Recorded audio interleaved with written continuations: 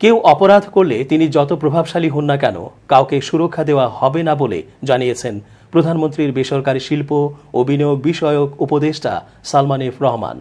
বুধবার সচিবালয়ে স্বরাষ্ট্র মন্ত্রণালয়ের সম্মেলন কক্ষে কলকারখানা ও বাণিজ্যিক প্রতিষ্ঠানে দুর্ঘটনা রোধ এবং নিরাপদ কর্মপরিবেশ নিশ্চিতকরণে জাতীয় কমিটির তৃতীয় বৈঠক শেষে সাংবাদিকদের প্রশ্নের জবাবে তিনি এমন মন্তব্য করেন।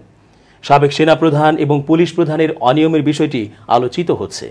এ নিয়ে সরকার বিব্রত কিনা এমন প্রশ্নের জবাবে প্রধানমন্ত্রীর এই উপদেষ্টা বলেন, আমাদের আওয়ামী লীগের সাধারণ সম্পাদক স্পষ্টভাবে বলেছেন, কেউ যদি আইন ভঙ্গ করেন তাহলে আইন অনুযায়ী ব্যবস্থা নেওয়া হবে।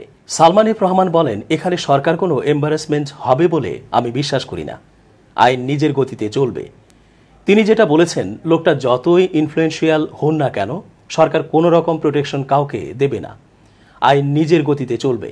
ভারতে বাংলাদেশের একজন সংসদ সদস্য খুন হওয়ার বিষয়ে দৃষ্টি আকর্ষণ করলে তিনি বলেন, আমরা সবাই কিন্তু এটা নিয়ে খুবই শকড হয়েছি। আপনারা জানেন ঘটনাটি তদন্তাধীন আছে।